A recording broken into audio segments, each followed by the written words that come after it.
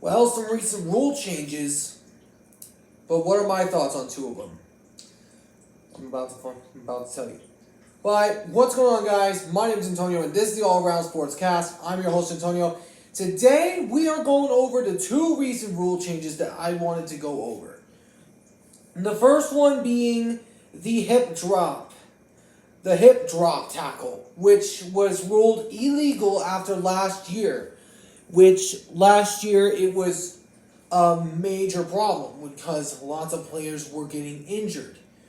But now they've made it an actual penalty. According to what I have gotten, according to the rule book in section of the NFL rule book, Rule 12, Section 2, adding a new Article 18. Article says hip drop tackle grabs a runner with both hands or wraps the runner with both arms and underweighs himself by swiveling and dropping his hips and or lowering body, landing on and trapping the runner's legs at or below the knee. Each time the penalty is called, it is a 15-yard penalty and automatic first down. But the question is, do I agree with the ruling? So, of course, I'm a Seahawks fan, so I go over NFL routinely. But I wanted to talk about that rule. I'm going to be getting into another rule here in a minute. I don't agree with this rule. I do not agree with this rule. I mean, I get that you're trying to protect the players. I get that. But why? Why are you calling this now a penalty?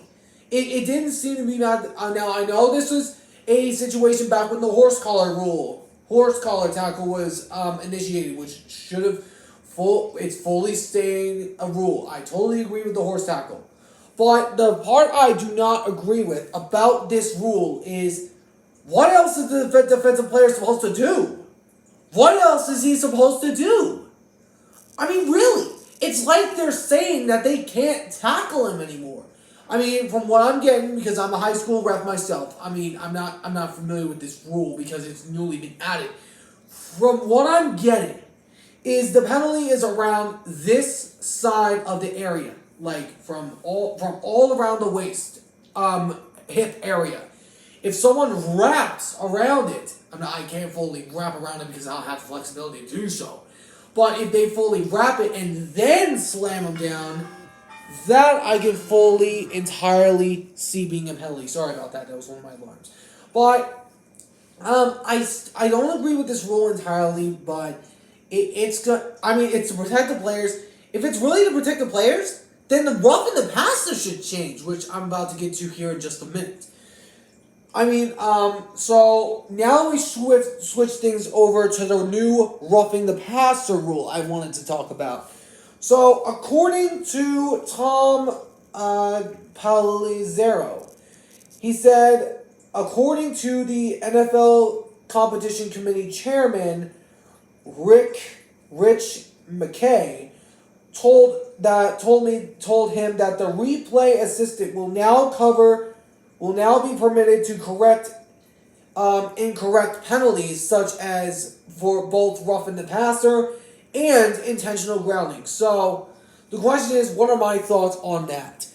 Now, I agree with the roughing the passer rule. I agree with that, all in that. Because I feel that a lot of people wanted that to be changed. So now that can be initiated up from the booth. So the review assistant can correct an incorrect call like that. And then also the intentional grounding, which primarily came in game 2 of in week 2 between the Seahawks and the Lions. I was watching this game, and he threw it right over the line of scrimmage. He was in the pocket. There was a receiver in the area, and they called it an intentional grounding. And then, of course, that's when the referee said, I'm talking to America here. That was by far the funniest line I've ever heard from a ref.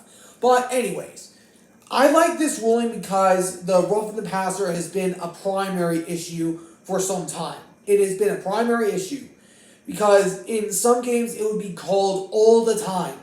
And I want to flash back here a minute to 2019's AFC Championship game between the Kansas City Chiefs and the New England Patriots. A roughing the passer call was made when the guy hit Tom Brady in the head. I mean, for real, that rule change had to happen because that was bogus. And I was watching the NFL at that specific time because it was just bogus. I watched that play over and over. That one was just bogus. And then also, a call was made a few years ago. I believe it was 2 years ago between the Atlanta Falcons and Tampa Bay Buccaneers. Brady was sacked, wrapped up and sacked, and then they called it a roughing the passer penalty, which probably would have gave Tom Brady a first down to end the game, without even giving Atlanta a full opportunity. I think if that penalty wasn't called, Atlanta would have come out with that one under Marcus Mariota. Now, it's a conspiracy theory, I know. But it would have happened. I probably for sure would know it would have happened. But anyways, I like this ruling of the initiating the review because you can look at it for a while and you can determine if it is a roughing the passer and if it's not. Now, I really like that.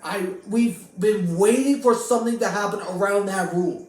And finally we got something that it can be reviewed now. So now they can go and initiate the review for the roughing the passer and the intentional grounding, which I think personally needed to happen. So anyways, that's my talk for today. I hope you guys enjoyed.